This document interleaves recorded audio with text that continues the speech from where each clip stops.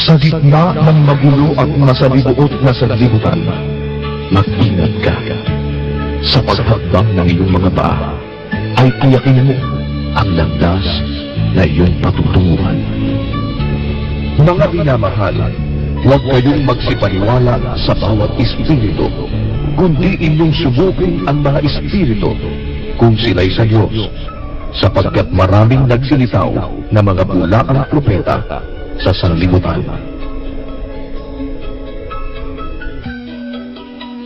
Ganito ang sabi ng Panginoon: magsitayo kayo sa mga daan at magsitingin kayo at ipagtanong ninyo ang mga dating landas kung saan nandoon ang mabuting daan at magsilatag kayo roon at kayo'y mga kakasumpong ng kapahingahan sa inyong mga kaluluwa.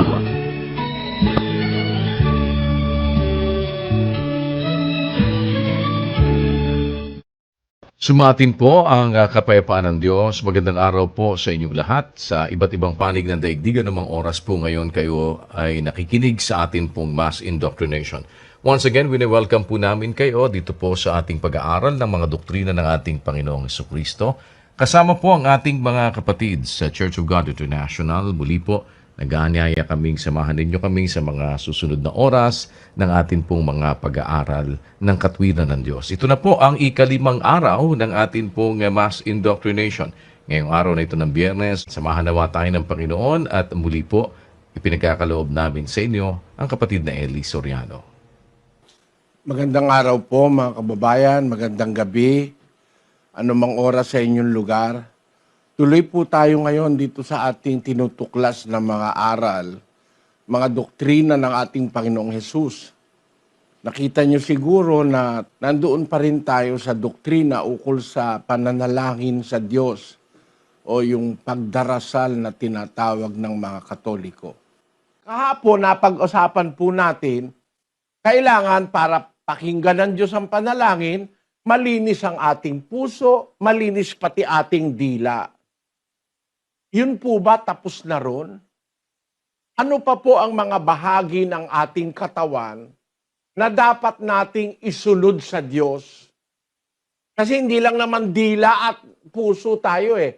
Meron tayong kamay, meron tayong isip, may mata, may pakinig, may paa. Ano pa sa ating katawan ang dapat nating isunod sa Diyos para tayo tanggapin sa panalangin o pakinggan? Magbabasa po ako ng talata sa isang talata ng unang Korinto. 7:3 hanggang 5, kapatid na Daniel. Ibigay ng lalaki sa asawa ang sa kanya'y nararapat, at gayon din naman ang babae sa asawa. Ang babae ay walang kapangyarihan sa kanyang sariling katawan, kundi ang asawa. At gayon din naman ang lalaki ay walang kapangyarihan sa kanyang sariling katawan, kundi ang asawa. Tinanin niyo ho, mga kababayan, may kinalaman po ito eh. Sabi sa Biblia, ibibigay ng lalaki sa asawa ang sa kanya'y nararapat. Gayon din naman ang babae, ibibigay sa asawa ang sa kanya'y nararapat. Yan po ay symbiotic relationship eh. Give and take. Magbibigayan.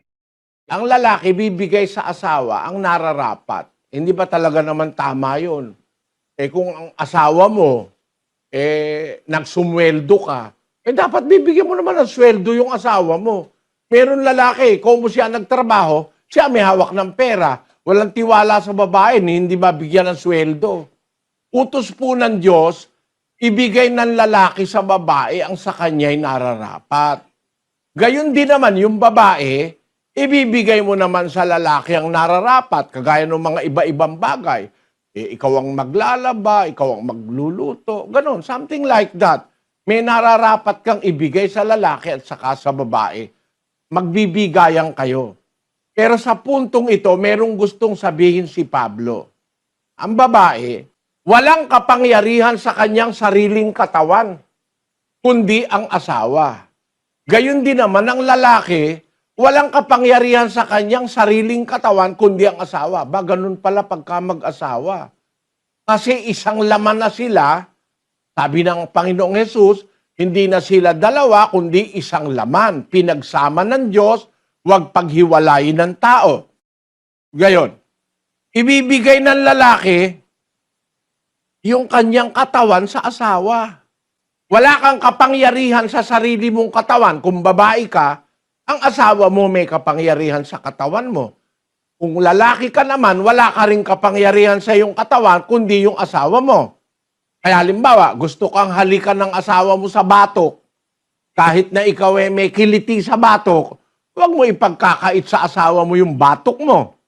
Gusto kang halikan sa paa, sa talampakan, abay, huwag mong ipagkakait kasi yung katawan mo para sa asawa mo. Kung babae ka, kung lalaki ka, ganun din. Yung katawan mo para sa asawa mo. Ano ibig ituro ng Diyos? Tuloy po natin sa 5, kapatid na Daniel. Huwag magpigil ang isa't isa maliban kung pagkasunduan sa ilang panahon upang kayo'y mamalagi sa pag-aayuno at pananalangin at muling kayo'y magsama. Baka kayo'y tuksuhin ni Satanas dahil sa inyong kawalan ng pagpipigil. Ayun pala ang kahulugan ng ibig sabihin ni Pablo, walang kapangyarihan ng lalaki sa kanyang sariling katawan kundi yung babae. Yung babae walang kapangyarihan sa kanyang sariling katawan kundi yung lalaki. Huwag magpigil ang isa't isa.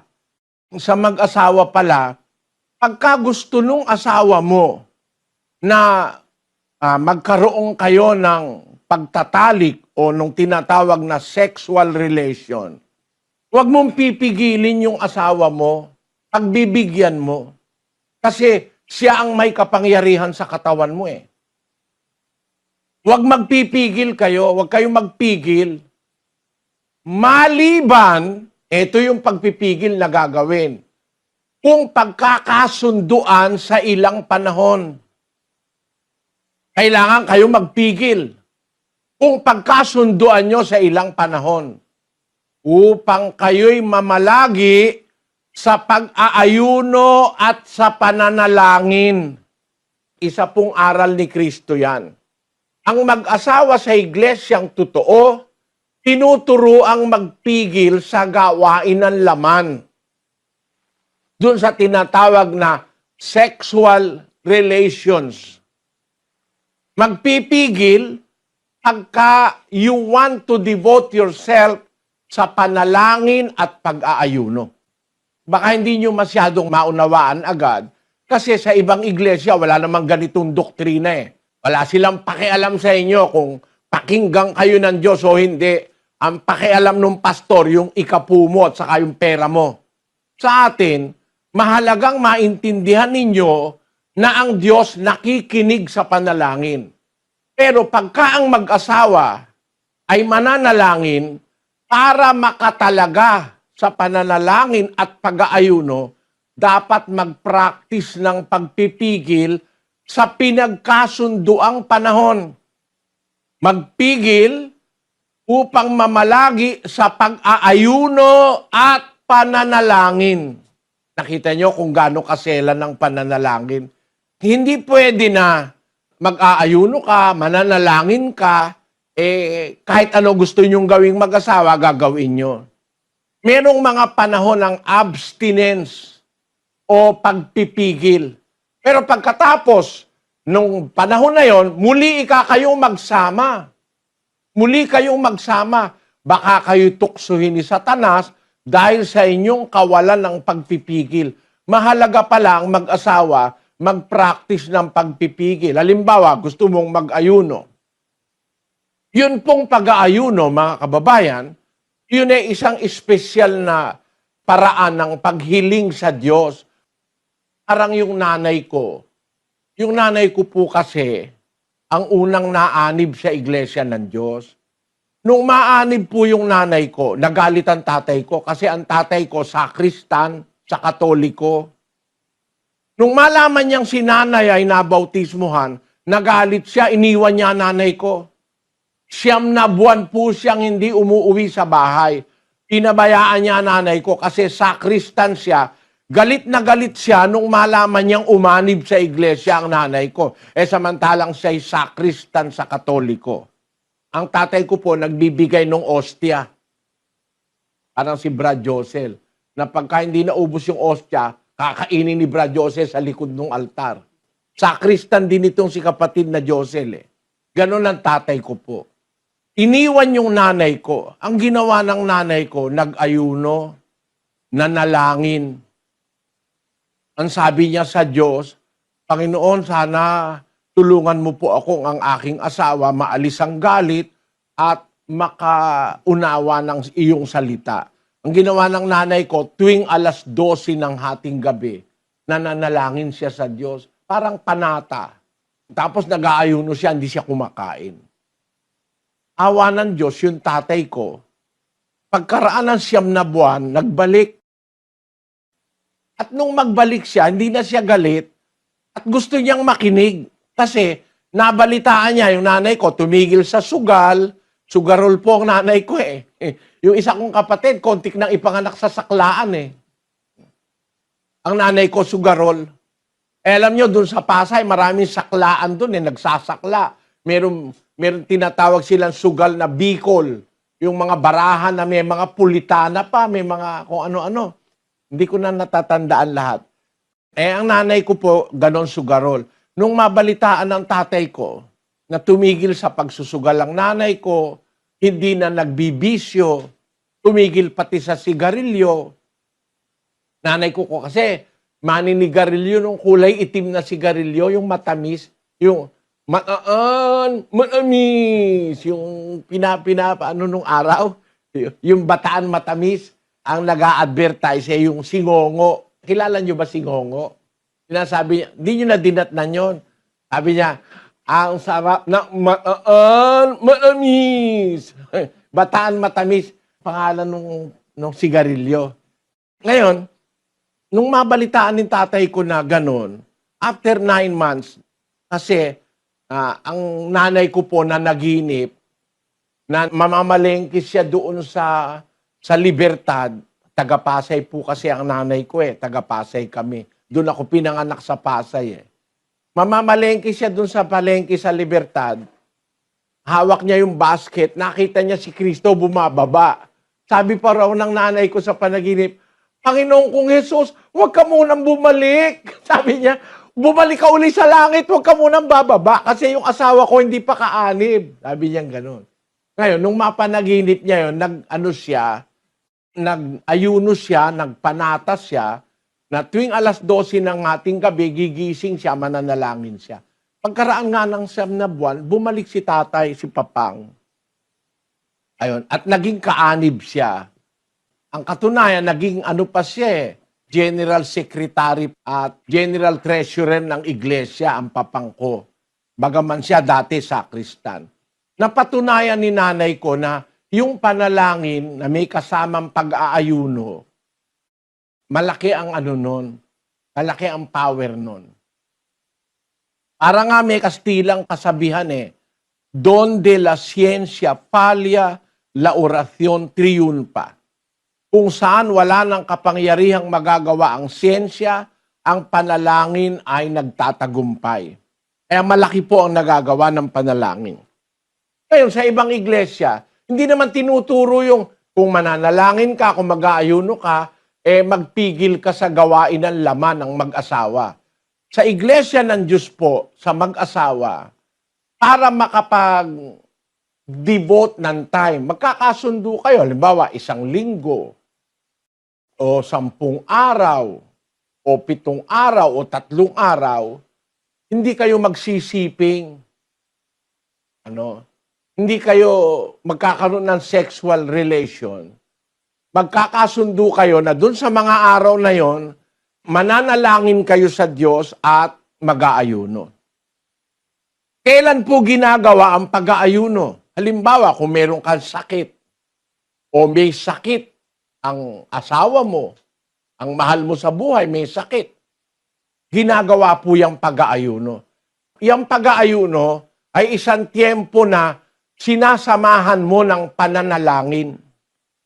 Magkasabay po yung ayuno at panalangin. Ngayon, para maintindihan nyo na rin at matutuhanan nyo na rin, ano ba yung pag-aayuno ay tinuturo ng Biblia?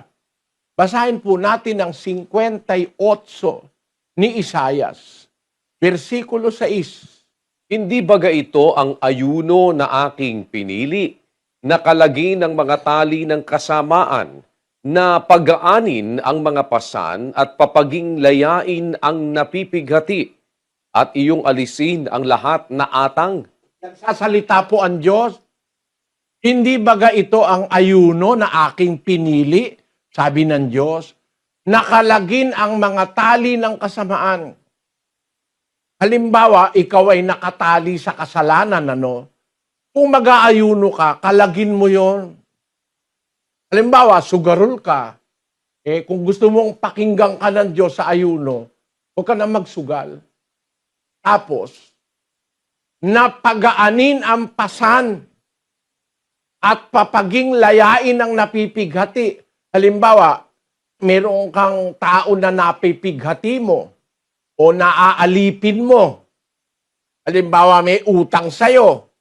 Hirap na yung tao. Sabi, palayain mo na siya para pagaanin mo yung kanyang pighati. Alam nyo, sa ibang iglesia, hindi naman po itinuturo ito, mga kababayan. Pero sa iglesia totoo, dapat bahagi ng aral na maintindihan ito. Na pagka mag-aayuno ka, ikaw mismo, kalagan mo yung tali ng kasamaan sa'yo. Tumigil ka sa bisyo, tumigil sa droga, tumigil ka sa mga masamang gawain.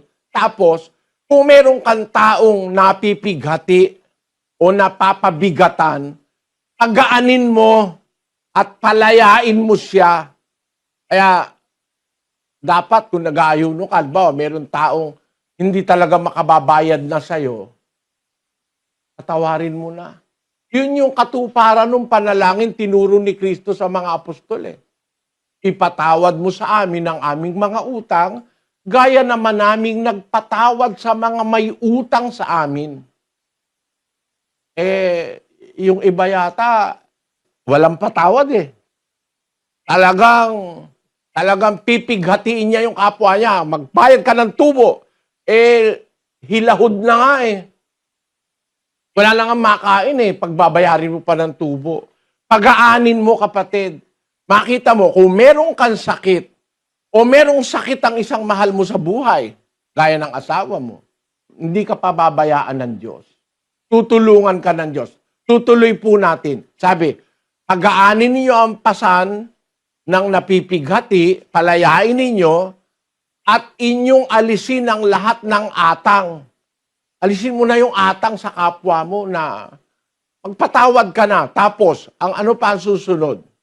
Hindi baga ang magbahagi ng iyong tinapay sa gutom at dalhin mo sa iyong bahay ang dukha na walang tuluyan? Pagka nakakakita ka ng hubad na iyong bihisan at huwag kang magkubli sa iyong kapwa-tao. Yung magbabahagi kay ka ng tinapay mo sa gutom. Di ba, pag nag-aayuno, hindi ka kumakain. Yung tinapay, bigyan mo yung gutom. Kaya ako nung mag-ayuno ako lahat ng makita kong gutom sa kali, binibigyan ko ng pagkain Bigyan mo ka ng tinapay yung gutom. Tapos, dalhin mo sa iyong bahay ang dukha na walang tuluyan. Halimbawa, nakakita ka ng isang dukha, wala talagang matutuluyan, dalhin mo sa bahay, pakainin mo. Nakakita ka ng hubad, bihisan mo. Meron kang kilala, kulang sa damit, marami ka naman. Sa panahong nag-aayuno ka, bigay mo yung damit mo sa mga hubad, yung kulang sa pananamit.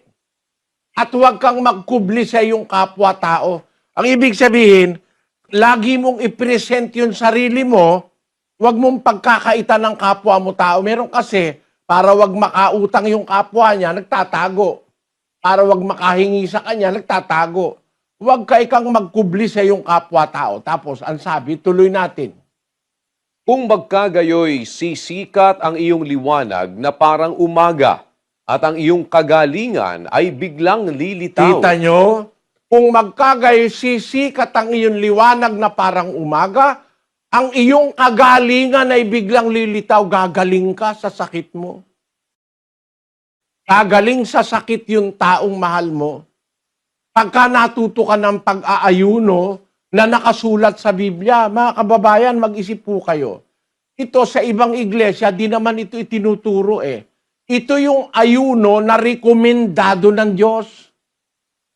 Na pag mag-aayuno ka, kasabay ang pananalangin, kung mag-asawa kayo magpipigil muna kayo sa gawain ng laman o sa sexual intercourse.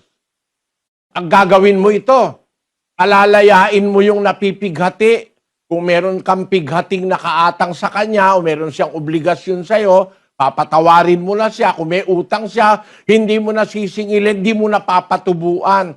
Pagkatapos, papakainin mo yung gutom. Tapos, bibigyan mo ng damit yung hubad. Pagkatapos, ang sabi dun sa 8, sisikat ang iyong liwanag na parang umaga at ang iyong kagalingan ay biglang lilitaw. Kaya po yung ayuno, itinuro ng Biblia. Meron hong milagrong nagagawa yung ayuno Miski sa siyensya, tanungin nyo yung mga doktor, pagka pala ikaw hindi kumain ng 3 araw, ang katawan mo nare-refresh. Napapahinga ang sistema, nalilinis ang bituka mo, nalilinis ang atay mo, nalilinis ang bato mo, tumataas ang immune system mo. Ito po, babasahin natin sandali. Pakibasa mo, kapatid na Luz.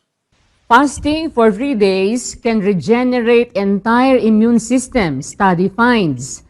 Fasting for as little as 3 days can regenerate the entire immune system, even in the elderly. Scientists have found in a breakthrough described as remarkable. New research suggests starving the body kickstarts the stem cells into producing new white blood cells which fight off infection. Scientists at the University of Southern California say the discovery could be particularly beneficial for people suffering from damaged immune systems, such as cancer, patients on chemotherapy. It could also help the elderly whose immune system becomes less effective as they age, making it harder for them to fight off even common diseases. The researchers say fasting flips a regenerative switch. Kita nyo? Fasting flips a regenerative switch. Pagka pala nag-aayuno, ayon sa siyensya, may malaking pakinabang, tumataas ang ating immune system, lumalakas ang ating control sa mga sakit. Para kang may pinlip na switch. Para kang nag-flip ng switch sa katawan mo, inon mo yung switch, para ang katawan mo lumaban sa mga iba-ibang sakit at mga infeksyon. Alam nyo, bago pa natuklasan ng siyensya yan, ang ayuno itinuturo na ng Panginoong Hesus. Kaya lang, pag mag-aayuno, dapat yung mag-asawa, iiwas muna, magpipigil, magkakasundo sila, o honey, o sweetheart, o kung ano man ang tawag mo. 1 linggo tayong mag-ayuno para sa iyong sakit, o kaya para sa sakit ng iyong anak, o para sa negosyo. Halimbawa, gusto mong ikaw makakita ng swerte, o kaya para makakita ka ng trabaho, o kaya meron kang espesyal na kahilingan sa Diyos. Napakagaling po ng pag-aayuno, mga kababayan. Sa panahon ni Kristo, ang pag-aayuno po, ganito ang sabi sa 6:16 ng Mateo. Bukod dito, pagka kayo'y nangag-aayuno, ay huwag kayong gaya ng mga mapagpaimbabaw na may mapapanglaw na mukha, sapagkat kanilang pinasasama ang mga mukha nila upang makita ng mga tao na sila'y nangag-aayuno. Katotohanang sinasabi ko sa inyo, tinanggap na nila ang sa kanila'y ganti. Datapwat ikaw, sa pag-aayuno mo, ay langisan mo ang iyong ulo at hilamusan mo ang iyong mukha, upang huwag kang makita ng mga tao na ikaw ay nag-aayuno, kundi ng Ama mo na nasa lihim, at ang Ama mo na nakakikita sa lihim ay gagantihin ka. Yung po palang pag-aayuno, hindi po pinagpaparangalan yan. Hindi pinamamalita yan, kagaya ng mga iglesia ngayon na Oh, mag-aayuno tayo mga kapatid. Alam na alam mo, nag-aayuno sila kasi bin-broadcast eh. Ang pag-aayuno para sa panahong Kristiyano, na turo ni Kristo, huwag mong ipaalam kahit kanino kung mag-asawa kayo, kayong dalawa lang ang makakaalam. Na nagkasundo kayo, o hindi mo na tayo magsisiping, hindi mo na tayo magtatabi, mag-aayuno tayo, mananalangin tayo sa Diyos para pagbigyan yung ating kahilingan. Baw, mihiling ka sa Diyos ng isang mahigpit na kahilingan na gusto mong makapasa sa bar exam o kaya gusto mong ikaw makapasa sa examen sa eskwela o kung ano man, mga may espesyal na kahilingan ng tao, napakahalaga po ng panalangin at pag-aayuno. Ang aral lang sa Biblia, ang mag-asawa, huwag niyong ipagkakait ang katawan niyo sa isa't isa. Ang babae may karapatan sa katawan ng lalaki, ang lalaki may karapatan sa katawan ng babae. No?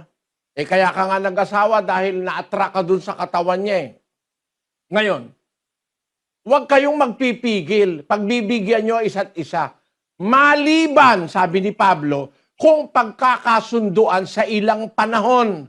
Magkakasundo kayo sa ilang panahon. Upang kayo'y mamalagi sa pag-aayuno at pananalangin. Pagkatapos ng panahon na yon, muling kayo'y magsama. O hindi naman bawal ng Diyos magtali kang mag-asawa o magsiping. Kaya lang, pagka panahon ng pag-aayuno at pananalangin, dapat nagpipigil. Nakikita niyo po mga kababayan, sana naunawaan ninyo na mahalaga po ang pag-aayuno at ang pananalangin. Kaya lang, hindi basta na lang mag-aayuno ka. Kailangan sa pag-aayuno mo may kasama kang ibang ginagawa na hindi ka kumakain, papakainin mo naman yung gutom. Bibigyan mo ng damit yung ubad. Kakalagan mo ng atang, palalayain mo yung mga napipighati na baka merong obligasyon sa'yo, napipighati na siya, may utang siya, di siya makabayad, patawarin mo na kapatid, bibigay uli ng Diyos sa'yo yun. Utos po kasi yan eh. Utos yan. Baka sa ibang iglesia walang ganyan eh. Pero sa atin pong pinag-aaralang iglesyang nasa Biblia, yung pagpapatawad sa kapwa, pag-aalis ng atang, pag-liberate, pagpapalaya doon sa mga napipighati, bahagi po yun ng mabuting palatuntunan ni Kristo para tayo mamalagi na mayroong mabuting budhi na nag-aayuno at nananalangin sa Diyos. Kaya isa po yan sa aral para ang ating panalangin pakinggan ng Diyos na ang ating buong katawan kasali. Yung katawan mo, kung mag-asawa kayo, pagbibigyan nyo isa't isa, kaya lang magpipigil kayo, yung buong katawan mo, pipigilin mo, pagka mag-aayuno at saka mananalangin. Ang katunayan, mga kapatid, sa Biblia, hindi naman talaga dapat na yung katawan ng babae, papakita mo sa iba eh. Kasi sa asawa mo lang yun eh. Yung babae, sa asawa mo lang yung katawan mo. Yung lalaki, sa asawa mo lang yung katawan mo. Hindi dapat may kapartiron. 13:4 ng Ebreo. Maging marangal nawa sa lahat ang pag-aasawa at huwag nawang magkadungis ang higaan, sapagkat ang mga mapakiapid at ang mga mapangalo niya ay pawang hahatulan ng Diyos. Nakita nyo? Sabi ng salita ng Diyos, maging marangal nawa sa lahat ang pag-aasawa. Huwag magkadungis ang higaan, sapagkat ang mga mapakiapid at ang mga mapangalo niya pawang hahatulan ng Diyos. Kaya yung katawan mo, para lang yun sa asawa mo. Kaya nga hindi nga dapat man lang idinidisplay ang katawan na yan eh. Merong babae, idinidisplay katawan niya eh. Nakalabas yung kalahati ng suso. Manood kayo sa mga artista.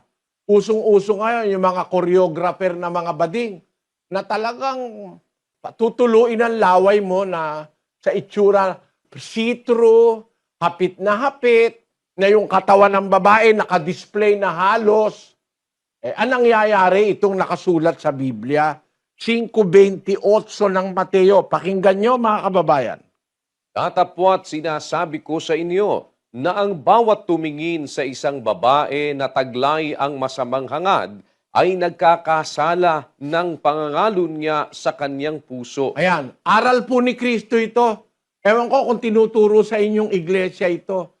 Ang tumingin sa babae, may taglay sa pusong masamang hangad, nagkakasala na ng pangangalon niya sa kanyang puso.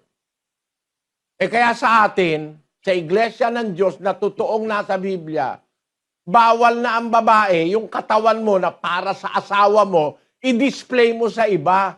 Kasi magiging ikaw ang dahilan ng kasalanan ng iba. Mapapagnasaan niyang katawan mo. Nakalabas ba naman yung kalahati ng suso mo? Diba? Merong ganun Nakalabas ang pusod. Tapos naka-mini short na nakalabas pati puwet, pati yung guhit dun sa puwet kitang-kita. Siyempre, pag lalaki titingin sa'yo, magkakaroon ng masamang hangad. Ano mangyayari dun sa lalaki na hindi mo naman asawa? Napapaghangaran yung katawan mo.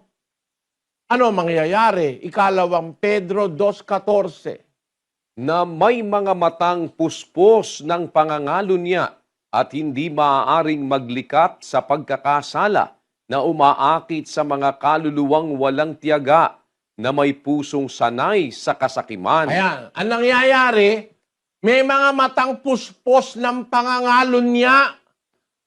Sa mata pa lang, nagiging kalunyero na yung tao. Kasi, pagtingin mo dun sa babaeng walang disiplina sa sarili, ibinebenta yung katawan niya para bang karinderyang bukas. No? Ganun yung ibang babae, parang karinderyang bukas Kahit sinong lalaki pwedeng magpiesta makikita mo sa bus, yung mga lalaking nakatayo, nakatingin sa baba. Kasi andun na naka-display yung suso, naka-display buong katawan. Kaya sa iglesia ng Diyos, may utos sa pagdadamit ng babae para wag kang mapagnasaan ng ibang lalaki. Huwag mo i-display katawan mo para sa asawa mo yan Sabi ni Pablo ang babae walang kapangyarihan sa kanyang sariling katawan kundi ang asawa. Gayun din naman ng lalaki walang kapangyarihan sa kanyang sariling katawan kundi ang asawa. Yung sa asawa mo lang, huwag mo ibebenta sa iba. No? Kasi merong mga tao sa mata pa lang nagnanasa na Nanlilingkis na yung mata Nagkakasala tuloy ng pangangalo niya. Sabi ni Kristo, ang tumingin sa babae, taglay sa puso ang masamang hangad, nagkakasala na ng pangangalo niya sa kanyang puso. Ito po bahagi ng aral ni Kristo ito. Nakakalungkot lang, hindi tinuturo ito sa lahat ng iglesia. No? Okay lang, mag-ayuno ka, kahit na ikaw kung ano-ano gawin mo, pwede. Manalangin ka, kahit ano-anong gawin mo, pwede. Sa atin po, sa iglesyang totoo, para matalaga tayo sa tamang pananalangin at pag-aayuno, dapat alam natin itong aral na ito, na pati yung huwag tayong maghangad na mangangalon niya ka sa magitan ng mata, no? Kaya yung mag-asawa, meron dapat sundin yan para ang kanilang panalangin, pakinggan ng Diyos 3:7 po uli ng unang Pedro, kapatid na Daniel. Gayun din naman, kayong mga lalaki, magsipamahay kayong kasama ng inyong asawa ayon sa pagkakilala. Napakundanganan ang babae na gaya ng marupok na sisidlan. Yamang kayo na may kasamang tagapagmana ng biyaya ng kabuhayan, upang ang inyong mga panalangin ay huwag mapigilan. Upang ang inyong panalangin huwag mapigilan, mga lalaki, mamahay kayo kasama ng inyong asawa ayon sa pagkakilala. Kaya po may aral pati sa mag-asawa Pagka kayo'y nagsasama bilang mag-asawa sa iglesyang totoo, dapat magsasama kayo ayon sa pagkakilala, ayon sa aral. Na yung lalaki, papakundanganan niya ang babae gaya ng marupok na sisidlan. Alam nyo, may mga lalaki, walang habas Kahit may regla yung asawa, inaararo Sa Biblia po, mula pa nung una, ayaw ng Diyos yun. Basahin natin ang 18-19 ng Levitico. At huwag kang sisiping sa isang babae na ililitaw ang kahubaran niya habang siya'y marumi sa kanyang karumalan. Meron po kasing monthly period ang babae. Sabi ng Diyos, huwag kang sisiping sa isang babae na ililitaw ang kahubaran niya samantalang siya'y marumi sa kanyang karumalan. Ang ibig sabihin po nun, yung kanyang monthly period. Huwag mong sisipingan yung asawa mo.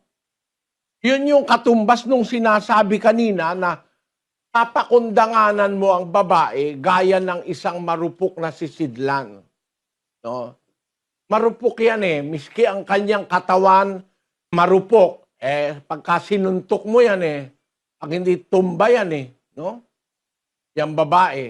Miski ang kanyang pangangatawan, natural na mahina, fragile ang tawag sa Ingles. Kaya ang sabi dun sa English, kapatid na Daniel, Likewise, ye husbands, dwell with them according to knowledge, giving honor unto the wife, as unto the weaker vessel. ayan, weaker vessel. Miski sa lakas, miski sa natural, mahina ang babae kaysa sa lalaki. Hindi pwedeng yung babae gagawin mong punching bag bilang asawa mo. Pagka ikaw ganyan, manalangin ka, di ka pinapakinggan ng Diyos, naiinis ang Diyos sa'yo. Para pakinggan at huwag mapigilan ng panalangin ang liwanag ng salita ng Diyos na sinulat ni Pedro. Pakundanganan ang babae gaya ng marupok na sisidlan upang ang inyong mga panalangin ay huwag mapigilan. Para ang panalangin natin makarating sa Diyos, dapat sa isang lalaki, mahalin mo ang iyong asawa. Pakundanganan mo. Yung salitang pakundanganan, bibigyan mo siya ng pataan. Uunawain mo siya. Ang babae po, mayroong mga kahinaan na dapat maunawaan ng isang lalaki. Para kung mag-asawa man kayo at mananalangin kayo, ang panalangin nyo hindi mapipigilan. Ibig sabihin, makakarating sa Diyos ang panalangin pagka ang mag-asawa nagsasama ayon sa pagkakilala. Mamahay kayong kasama ng inyong asawa ayon sa pagkakilala. Ano ba yung ayon sa pagkakilala? Ito ang pagkakilala na dapat makita ng mag-asawa sa iglesia ng Diyos. Doktrina po ito ni Kristo. Sa Efeso Kapitulo 5, basahin po natin ang versikulo 23 hanggang 24. Sapagkat ang lalaki ay pangulo ng kanyang asawa, gaya naman ni Kristo na pangulo ng iglesia, na siya rin ang tagapagligtas ng katawan. Datapwat, kung paanong ang iglesia ay nasasakop ni Kristo, ay gayon din naman ang mga babae ay pasakop sa kani-kaniyang asawa sa lahat ng mga bagay. Pansinin niyo ang aral na ito, mga kapatid. Para ang panalangin ng mag-asawa, wag mapigilan, ang utos sa lalaki, ikaw ang pangulo. Ang lalaki, pangulo ng kanyang asawa. Gaya naman ni Kristo na pangulo ng iglesia, na siya rin ang tagapagligtas ng katawan. Ang lalaki po, ang iyong papel sa bahay, ikaw ang presidente. Hindi ka under desire. Baka meron po sa inyong under desire. Mali po yun. Mali yun. Hindi pumapayag ang Diyos na ang lalaki, ang babae pang ulo niya. Hindi pumapayag ang Diyos doon. Ang gusto ng Diyos, yung lalaki ang pangulo. Kapatid, ako kasi abogada.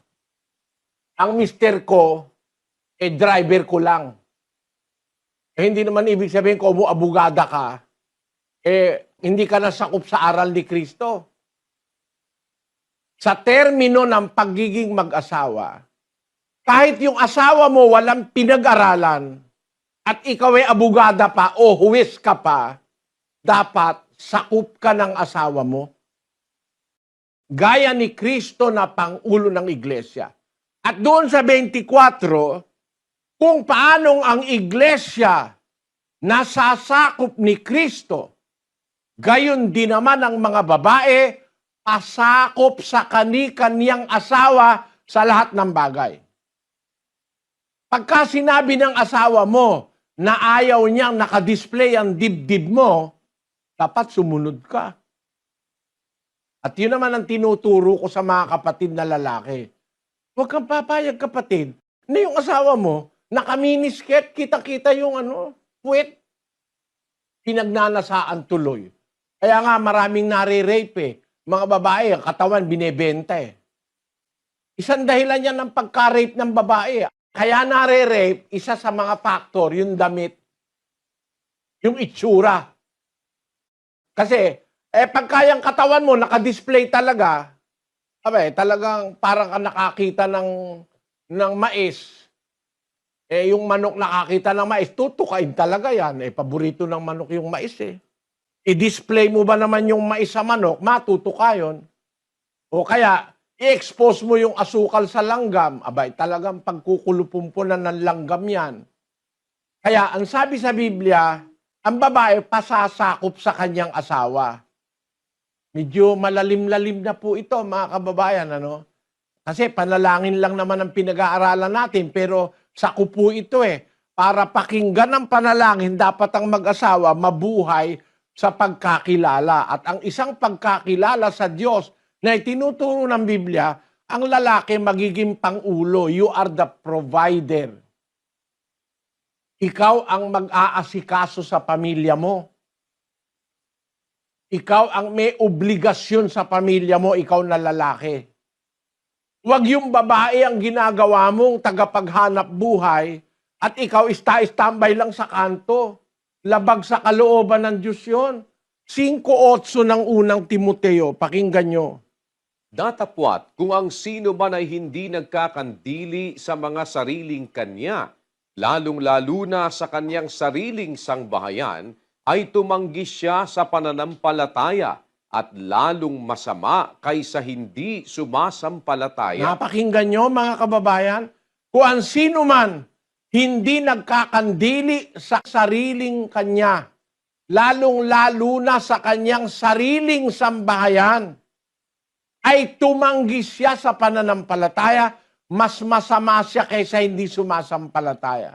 In English it says, If anyone does not provide for his relatives, and especially for his own family, he has disowned the faith and is worse than an unbeliever. He has disowned the faith. Itinatakwil mo ang pananampalataya at mas masama ka pa dun sa hindi sumasampalataya pag hindi mo kinakandili ang iyong sariling sambahayan. Kaya bahagi po ng obligasyon ng isang Kristiyano yung pagkakandili sa kanyang sambahayan. Kung ikaw ang lalaki, ikaw ang pangulo. Kung babae ka, pasasakop ka naman sa iyong asawa. Aral ito ni Kristo, mga kababayan. Kung ating pag-aaralan nito, marami kasing babae ayaw pasasakop sa lalaki. Gusto niya siya ang kapitan. Kaya may mga lalaki, sabi, magpapaalam muna ikako kay boss. Kasi ang boss niya yung asawa niya Siya yung busabos. No? Merong ganon. Under Disaya, ang tawag natin doon, Andres Disaya. Napanood niyo yata yung pelikulang Andres Disaya. Ang nakapamewang, nagsisisigaw yung babae. Yung lalaki naman, susukot-sukot, nagtatago sa ilalim ng lamesa kasi mabubugbog siya nung asawa niyang babae. Baligtad po yun sa katalagahan ni Kristo. Dapat si Kristo, ang sabi niya, ang lalaki pangulo ng asawa, ang babae papasakop sa kanyang asawa. Kaya sa aral na ito, meron tayong matututunan. Basahin natin ang 11:4 ng unang Korinto hanggang 5, 7 hanggang 10, 14 hanggang 15. Pakinggan nyo, mga kababayan. Ang bawat lalaking nananalangin o nanghuhula na may takip ang ulo ay niwawalan ng puri ang kanyang ulo. Tatapwat ang bawat babaeng nananalangin o nanghuhula na walang lambong ang kanyang ulo niwawala ng puri ang kanyang ulo, sapagkat gaya rin ng kung kanyang inahitan. Sapagkat katotohanan ang lalaki ay hindi dapat maglambong sa kanyang ulo, palibhasa'y larawan siya at kaluwalhatian ng Diyos. Ngunit ang babae ay siyang kaluwalhatian ng lalaki. Sapagkat ang lalaki ay hindi sa babae, kundi ang babae ay sa lalaki. Sapagkat hindi nilalang ang lalaki dahil sa babae, kundi ang babae dahil sa lalaki. Dahil dito'y nararapat na ang babae ay magkaroon sa kaniyang ulo ng tanda ng kapamahalaan dahil sa mga anghel. Hindi baga ang katalagahan din ang nagtuturo sa inyo na kung may mahabang buhok ang lalaki ay mahalay sa kanya? Datapwat, kung ang babae ang may mahabang buhok ay isang kapurihan niya, sapagkat ang buhok sa kanya'y ibinigay na pinakalambong. Makinig po kayong mabuti mga kababayan. Ito hindi pinapaliwanag sa ibang iglesia. Ang katunayan alam ko naman ang aral ng iglesia ni Manalo, Saksi ni Jehovah, Sabadista, Katoliko, Born Again. Hindi nyo naman maririnig sa kanila ito. Pero nasa Biblia to Aral ng Ebanghelyo ito Sabi ng Ebanghelyo ni Kristo na sinulat ni Pablo, ang bawat lalaki nananalangin o nanghuhula na may takip ang ulo, yun ang huhula po rito. Hindi gaya nung manghuhula sa Quiapo. Yung tinutukoy dito ng huhula, nangangaral o nagpa-prophesy. No? Ang bawat lalaking nananalangin o nanghuhula na may takip ang ulo, niwawalan niya ng puri ang kanyang ulo. Ngayon, ang bawat babae namang nananalangin o nagpa-prophesy o nanghuhula na walang lambong ang kanyang ulo, niwawalan niya ng puri ang kanyang ulo. Gaya rin kung kanyang inahitan. Dapat pala, pag ang babae nananalangin, may lambong. Dapat naman, pag lalaki nananalangin, walang lambong sa ulo. Tandaan niyo po, pag lalaki mananalangin, dapat walang lambong. Makakakita kayo ng iglesia ngayon Ang mga lalaki may lambong Gaya ng Hindu, na yung mga lalaki nila, laging may turban, may lambong. Pero ang sabi naman sa Biblia, pag ang babae naman ang mananalangin, pag walang lambong, niwawalan niya ng puri ang kanyang ulo. Dapat, para magkaroon ng kapurihan ang ulo ng babae sa harap ng Diyos, dapat meron siya lambong. Ano ibig sabihin? Doon sa 7, ang sabi po, katotohanang ang lalaki hindi nararapat maglambong sa kanyang ulo. Palibhasa'y larawan siya at kaluwalhatian ng Diyos. Ngunit ang babae siyang kaluwalhatian ng lalaki. Sapagkat ang lalaki hindi sa babae, kundi ang babae ay sa lalaki. Sapagkat hindi nilalang ang lalaki dahil sa babae, kundi ang babae dahil sa lalaki.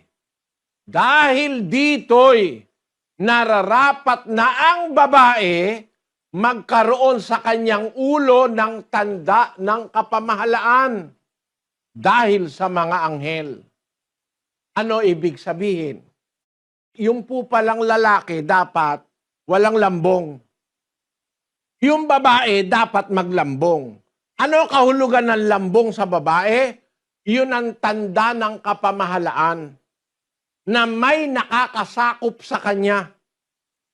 Yung lambong sa ulo ng babae, tanda yun ng kapamahalaan na may sumasakop sa kanya, na sinasakop siya ni Kristo.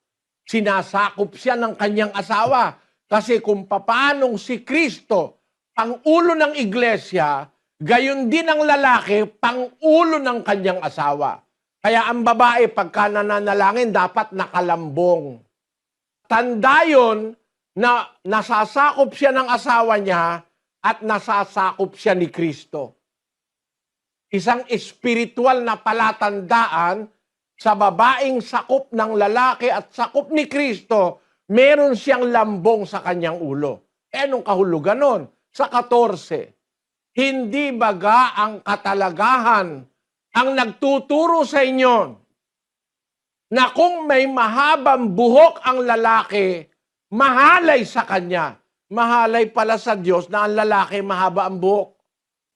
Ngunit, kung ang babae ang may mahabang buhok, isang kapurihan niya, sapagkat ang buhok sa kanya'y ibinigay na pinakalambong. Ang lambong po palang bigay ng Diyos, yung mahabang buhok ng babae. Yun pala ang pinakalambong ng babae. Hindi naman pala yung lambong ng Katoliko na iba-iba kulay.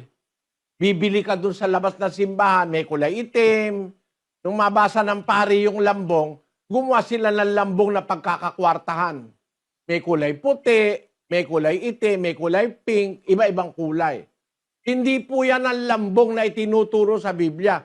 Ang lambong po, yung ang Diyos ang may bigay. Alin yung lambong na bigay ng Diyos? Yung mahabang buhok ng babae.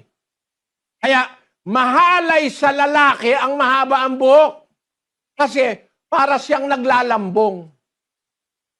Pero, kung ang babae ang may mahabang buhok, kapurihan niya sa Diyos, sapagkat ang buhok sa kanya'y ibinigay na pinakalambong. Nakikita nyo mga kababayan, ano? Ito hindi tinuturo ni Manalo ito eh. Hindi ito tinuturo ng pare. Hindi ito tinuturo ng saksiniyo o ng sabadista. Pero bahagi po ito ng Biblia na pagka mananalangin ng isang babae, dapat nakalambong. Pagka lalaki mananalangin, dapat walang lambong. Kasi yung lambong ng babae, nagpapakita yon nasa ilalim siya ng kapamahalaan ni Kristo. Napakahalaga po sa Diyos nun. Makita niya ang babaeng nananalangin na nakalambong dahil yon ang palatandaan ng pamamahala ni Kristo sa kanya. Meron pong mga bagay tayong liliwanagin dito. Sa susunod pong mga araw, hindi natin matatapos lahat ito ngayon. Yung tungkol sa lambong ng babae. Pero bahagi po yan ng doktrina sa pananalangin na ang babae kailangang may lambong. Ang lalaki kailangan walang lambong. No? At ang lambong ng babae, yung kanyang mahabang buhok. Kaya sa Iglesia ng Diyos, bawal po magpahaba ng buhok ang lalaki. Bawal po yan sa atin. Dapat ang lalaki sa iglesia totoo nagpapagupit. Kung ikaw ay nag-aaral ng doktrina ni Kristo, lalaki ka, hindi ka magpapahaba ng buhok. Kasi manalangin ka para sa Diyos, mahalay ka. Na yung buhok mo, mahaba, tinatalukbungan mo yung ulo mo, representasyon ni Kristo yan eh. Yang ulo ng lalaki, representasyon ni Kristo. Kaya hindi mo dapat talukbungan. Pero yung babae, dapat para ipakitang nasa ilalim siya ng kapangyarihan ni Kristo. Katotohanang, sabi sa 7, ulitin ko lang, katotohanang ang lalaki hindi dapat maglambong sa kanyang ulo. Palibasa'y larawan siya at kaluwalhatian ng Diyos, yung ulo ng lalaki. Ngunit ang babae, kaluwalhatian ng lalaki. Sapagkat ang lalaki hindi sa babae. Kaya nilalang ang lalaki para sa Diyos maglilingkod. Hindi ka nilalang para sa babae. Kundi ang babae, nilalang para sa lalaki. No? Kaya nga nilalang si Eva para kay Adan, tulungan si Adan sa paglilingkod. Sapagkat hindi nilalang ang lalaki dahil sa babae, kundi ang babae dahil sa lalaki. Dahil dito, narapat na ang babae magkaroon sa kanyang ulo ng tanda ng kapamahalaan dahil sa mga anghel. Yung tanda ng kapamahalaan, yun po yung lambong sa ulo ng babae, represented ng kanyang mahabang buhok. Ngayon, anong aral pa ang nararapat masunod ng mag-asawa para pakinggan sa pananalangin sa iglesia ng Diyos? Basahin natin ang 5:25 ng Efeso at 28. Pakinggan nyo mga kababayan.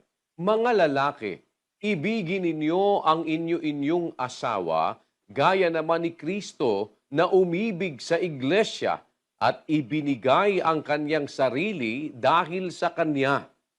Gayon din naman, nararapat ibigin ng mga lalaki ang kani-kanyang sariling asawa na gaya ng kanilang sariling mga katawan. Ang umiibig sa kanyang sariling asawa ay umiibig sa kanyang sarili. Batas po pala ni Kristo yan ang lalaki. Iibigin niya ang kanyang asawang, sariling asawa niya, gaya ng kanyang sariling katawan. E tinan mo, ikaw ba kapatid na lalaki, gusto mo bang nasasaktan ka? Eh ayaw mo. Huwag mo sasaktan ng asawa mo. Huwag mo sisipain ang asawa mo. Ang sabi sa Biblia, nararapat ibigin ng lalaki ang kanyang asawa gaya ng kanyang sariling katawan. Ayaw mong ikaw ay magutom, huwag mong gugutumin ang asawa mo. Ayaw mong masaktan, huwag mo sasaktan ang asawa mo. Ayaw mong mapahiya, huwag mo ipapahiya yung asawa mo. Ayaw mo sinisigawan, huwag mo sisigawan ang asawa mo. Yun ang pag-ibig sa asawa, gaya ng sarili mo mismong katawan. Ang sabi ng salita ng Diyos, ang umiibig sa kanyang sariling asawa, umiibig sa kanyang sarili. Bakit? Kasi yung asawa, pagka mabait yung asawa, lalo na ang asawa mo mabait, dapat mahalin mo yan kapatid. Sabi sa 19 ng Kawikaan, pakinggan nyo. Bahay at mga kayamanan ay minamana sa mga magulang, ngunit ang mabait na asawa ay galing sa Panginoon. Nakaswerte ka ng mabait na asawa, ibig sabihin, bigay ng Diyos yun. Ang mabait na asawa ay galing sa Panginoon. Ang katunayan sa isa pang talata, para kang nakakita ng pagpapala ng Diyos pagka ikaw ay nagkaroon ng mabait na asawa. 18:22.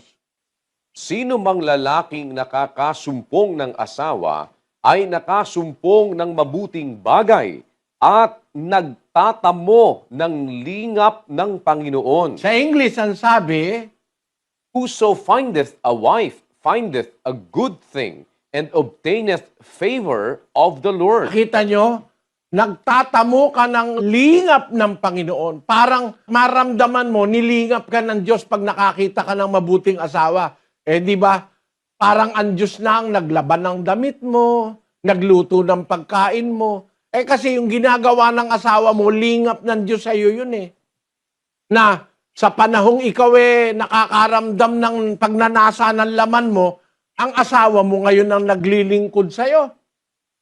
Kaya, ang nakakasumpong ng asawa, nakakasumpong ng mabuting bagay. Nagtatamo ng lingap ng Panginoon. Dapat kayong mga lalaki maintindihan ninyo. Ang asawa nyo, lingap ng Diyos yan. Pero mo, bihis ka lang ng bihis, may tagalaba ka, may tagaplansa ka pa. Pagkatapos, bubugbugin mo pa, napakawalang hiya mo naman. No? May tagaluto ka, may tagalinis ka ng bahay, may janitor ka, may inaanakan ka pa, may tagapagpalaki pa sa anak mo, tapos bubuntalin mo lang, pasasabugin mo ang uso, ikaw naman ay nasa kanto, nakikipag-inuman, napakawalang hiyang lalaki naman ito. Tapos mananalangin ka pag Pasko, sino kaya makikinig sa'yo? Yung demonyo. Yung Diyos sa langit hindi makikinig sa'yo. Kasi malupit ka sa asawa mo Dapat sa lalaki, sa iglesyang totoo, mapagmahal sa kanyang asawa, mahal niya ang kanyang asawa gaya ng kanyang sarili mismong katawan. Kung papanong yung katawan mo, ayaw mong nagiginaw, bumili ka ng jacket, bili mo asawa mo. Hindi ikaw lang. No? Kumain ka ng masarap, pakainin mo rin asawa mo ng masarap. Ganun ang pagmamahal sa asawa na itinuturo ng Ebanghelyo ni Kristo. Bahagi yan para ang panalangin mo pakinggan ng Diyos. Kapatid, sana nauunawaan nyo ang bagay na ito. Sabi pa ng Diyos sa isang lalaki sa 3 ng Kolosas, pakinggan nyo. Mga lalaki, ibigin ninyo ang inyong asawa at huwag kayong maging mapait sa kanila. May mga lalaki mapait. Mapait sa asawa. Kung magsalita, parang ang kausap, kaaway. Kung tumingin, parang ang kausap, demonyo. Ganon. Pero pag ibang babae, nakangiti. Pag ang kaibigan niya, mga kausap niya, mga barkada niya, nakangiti siya. Pero pag asawa niya na padabog, pasigaw, mapait. Eh samantalang nung una naman, di naman mapait. Nung unang nililigawan mo, pabulong-bulong ka pa. Nung umpisa, nung naliligaw pabulong-bulong, honey, sweetheart, na, I love you. Ay, ganon. Ba, nung makuha na yung gusto dun sa asawa, ginawa na lang alila sa bahay. Tagalinis, tagalaba, tagapalansya, tagaluto. Tapos, pagdating, sisigawan. Sabi nung asawa, honey, gutom na ako. Ba't ka namang ginabi? Iniintay kita, hindi ako kumakain. Kasagot-sagot eh. Hindi ka kumain, napakatanga mo! Dala-dala kumakaldera! Gaga! Oh. Eh pagka ganun ang asawa mo, kung magsalita sa'yo, ang turing sa'yo, hindi na asawa. Ang turing sa'yo, alila na lang. Sa iglesia po, bawal yan.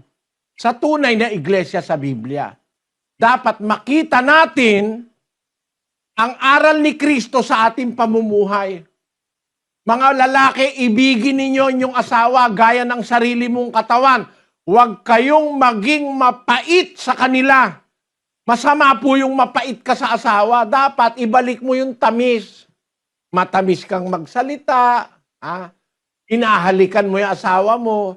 Kaya ang payo ko sa mga babae, para naman kayo wag pagsawaan ng asawa nyo, dapat, bago dumating si mister, maligo ka na. Maghapon ka nagtatrabaho, amoy pawis ka.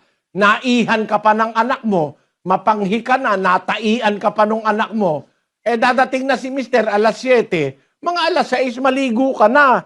Lagi kang mabango. Hindi kayo pagpapalit sa iba. Hindi naman masama yun ba naman kaya matatanda na tayo. Ay, kahit po matanda, may pang-amoy pa rin yan. Kahit matanda, may pang-amoy pa rin.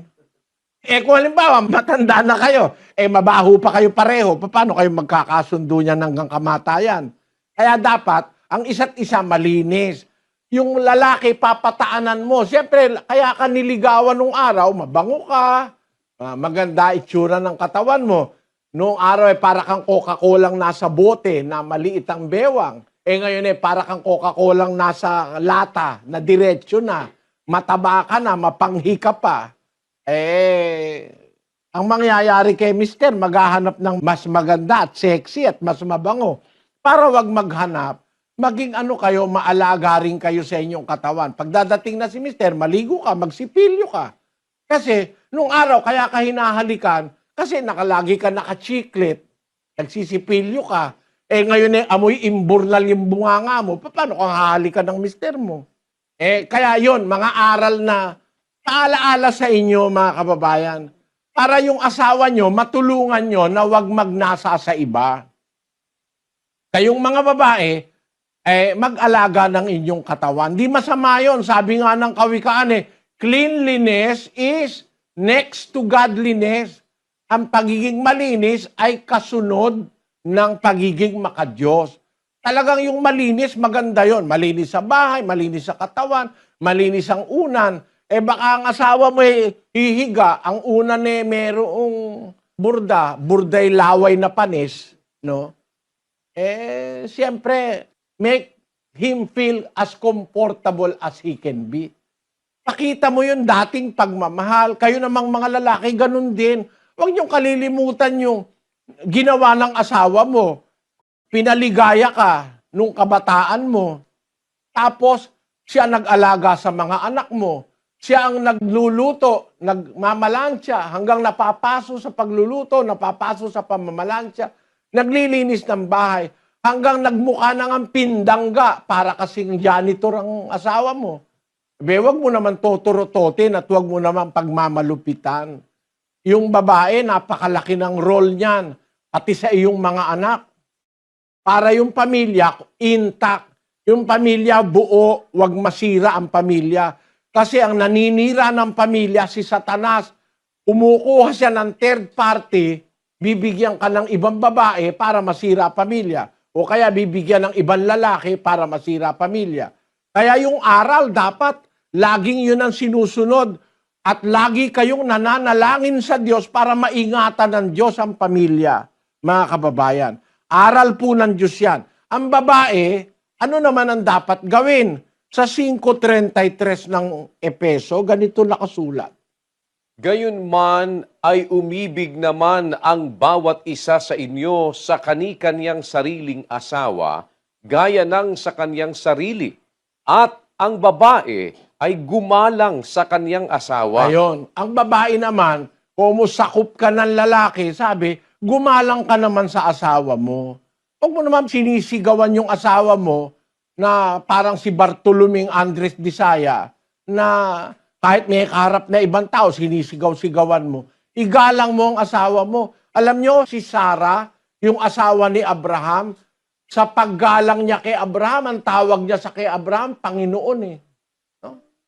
3:6 ng unang Pedro. Na gaya ni Sarah na tumalima kay Abraham na kanyang tinawag na Panginoon. Ayon, sa paggalang ni Sarah kay Abraham, dahil alam ni Sarah na si Abraham kinakausap ng Diyos, ang tawag niya kay Abraham, Panginoon. Merong babae ngayon kung sigawan na sa, "Hoy, pindeho! Halika nga!" Siya na tumatawag sa asawa niya na pindeho eh. "Hoy, kulas!" Meron ganun eh. Walang galang sa asawa. Pero dapat sa Biblia, ang aral po ni Kristo, ang mga babae, gumalang sa asawa. Ipakita mo yung paggalang. Tapos, pakita mo yung pagpapasakop. Unang Pedro 3, ganito ang sinasabi sa 1. Gayon din naman kayong mga asawang babae, pasakop kayo sa inyong sari-sariling asawa, upang kung ang ilan ay hindi tumalima sa salita, ay mga hikayat ng walang salita sa pamamagitan ng ugali ng kani-kanyang asawang babae. Yung mabuting pag-uugali ng babae, nakakapagpaano sa lalaki yun, nakakapagpaamo. Kung halimbawa, hindi man sila tumatalima sa salita, mahihikayat sila ng walang salita sa pamamagitan ng ugaling ipapakita mo, kapatid na babae. Kaya, ang mga babae sa iglesia, inaaralan po ng paggalang at ng pagpapakita ng mabuting ugali sa kanyang asawa. Makakapagpahinuhod sa asawa yon. Mababawasan yung pait ng asawa mo, maaalis yung lupit. Pag nakita niyang babae kang marunong makisama, marunong kang gumalang sa kanya, mawawala yung mga pait na yon, mga kapatid. Mawawala away. No? Hindi ka makakarinig ng araw at gabi, nagbabatuhan ng kawali, sandok, siyensit. Kaya yung bata raw pagdating sa eskwela, tinanong nung mestra, "Ano pangalan ng tatay mo?" "Demonyo po." Ang nanay mo, ano pangalan? "Demonya po." Ikaw, ano pangalan mo? "Demonyito po." Kasi ganun ang tawagan nila eh. Tawag nung lalaki sa babae, "Hoy, demonya!" Sabi naman ng babae, "Ano, demonyo?" Sabi ganun. Ito, ikang anak mong demonyito, paliguan mo.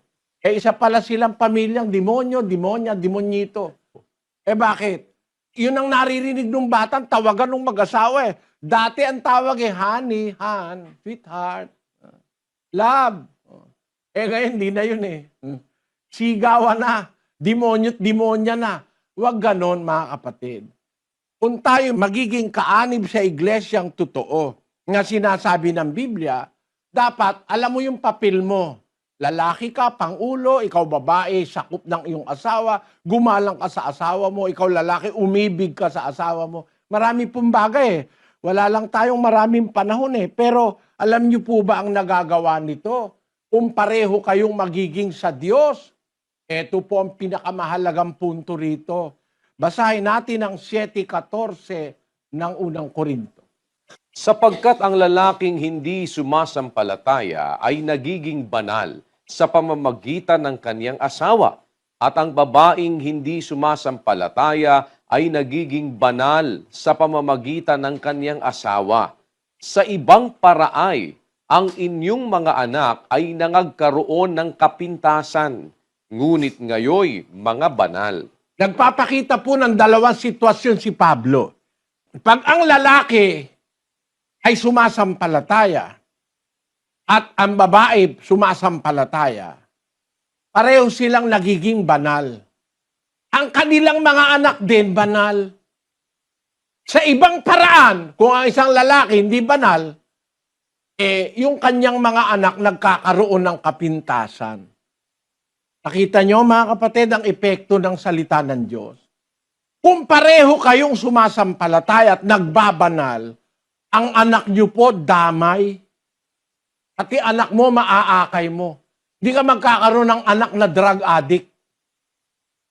Hindi ka magkakaroon ng anak na swail kung pareho kayong tumatalima sa Diyos. Hindi kayo magkakaroon ng anak. Kagaya ngayon, napakaraming anak ngayon.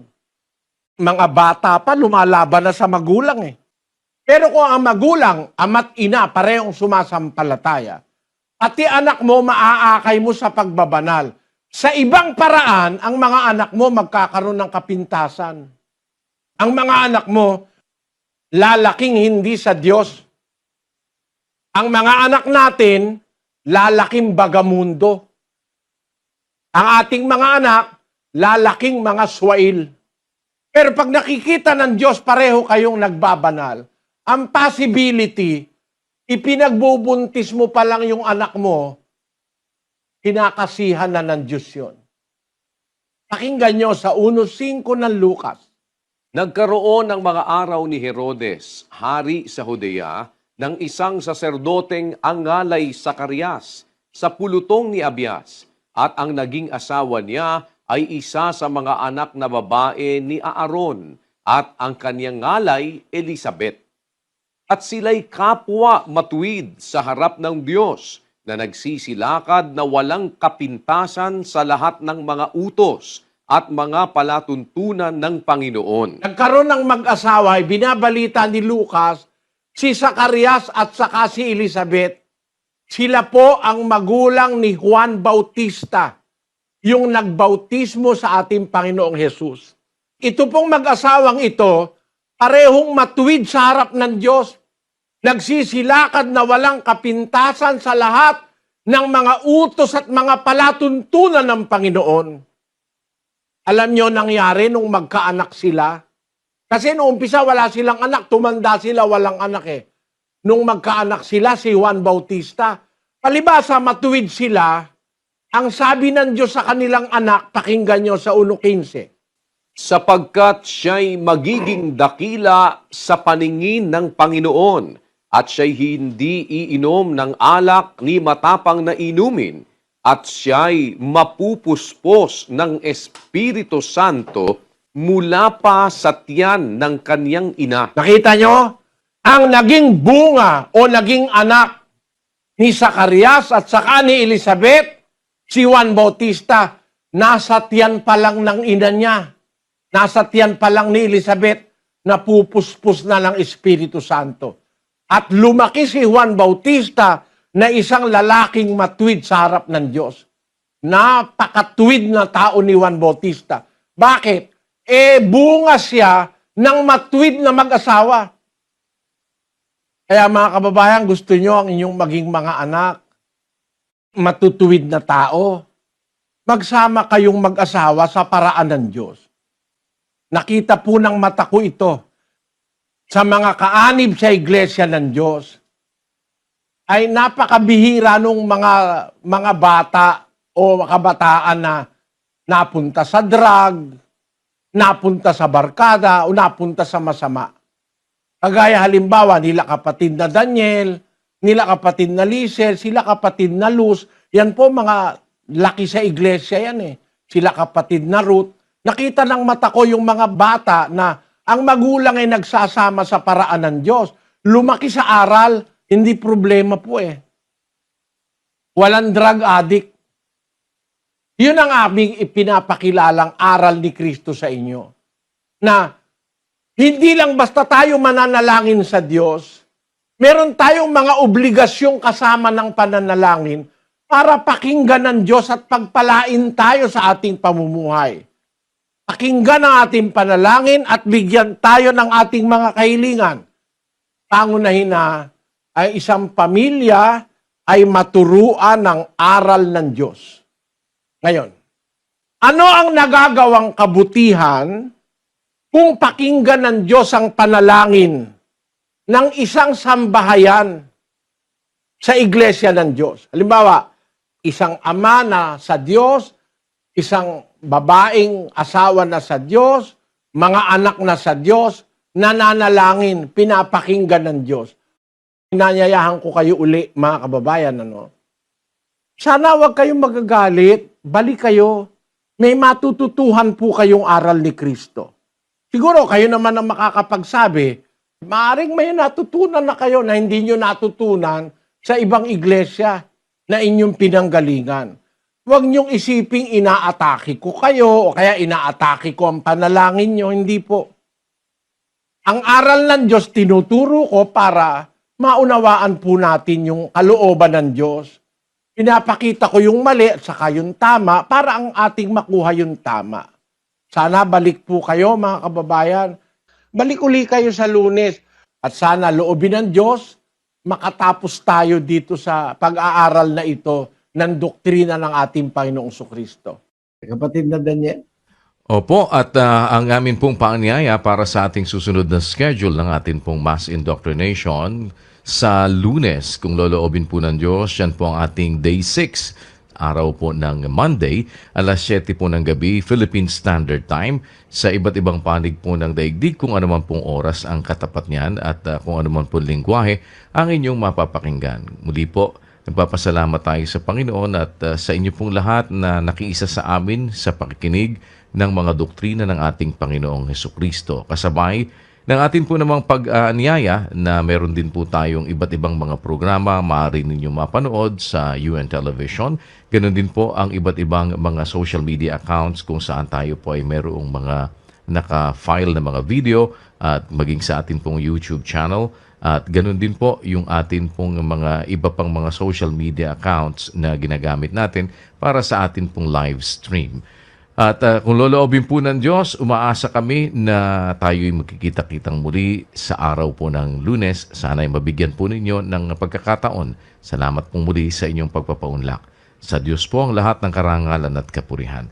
Bago po tayo pansamantalang maghiwa-hiwalay na muli, ay sama-sama po tayong dumulog sa Diyos sa isang maigsing pananalangin. Manalangin po tayo mga kapatid. Ama naming nasa mga langit, sa pangalan po ng aming Panginoong Hesukristo, nagpapasalamat kami sa pagkakataong muli na ipinagkaloob mo upang makapag-aral kami ng iyong mga salita. Salamat po, Panginoon, sa pagpapasilang mo ng iyong mga katwiran sa aming mga puso't kaisipan. Sa aming mga nakaraang panahon, ay namuhay kaming mali ang aming mga paniniwala. Marami kaming nagawang labag sa iyong banal na kalooban. Subalit salamat po sa iyo, Ama. Sa iyong awa, naririto kami. Ipinauunawa mo sa amin ang iyong kalooban upang aming masunod. Panginoon, huwag mo po sana kaming pagsasawaan. Marami kaming pagkukulang sa iyo. Sana, Ama, tulungan mo kaming makatugon sa dahilan ng pagkakalikha mo sa bawat isa sa amin. Alalahanin mo po ang mga sumusubaybay sa pag-aaral na ito. Sana'y tulungan mo silang makapagpatuloy sa kanilang mga pagsusuri hanggang sa kung kalooban mo, Ama. Sana po'y magkasama-sama kami sa isang matuwid na paglilingkod sa iyo. Kasangkapanin mo rin sila sa kanilang mga kakilala at mga mahal sa buhay, upang mga lingkod mo kaming magiging dapat hanggang sa pangako mong buhay na walang hanggan. Sa iyo po namin inihahabilin ang lahat sa aming mga buhay. Bahala ka na po. Bakuran mo sana kami ng iyong kapangyarihan, Panginoon. Marami pong salamat sa pangalan ng aming tagapagligtas na si Kristo Jesus. Amen.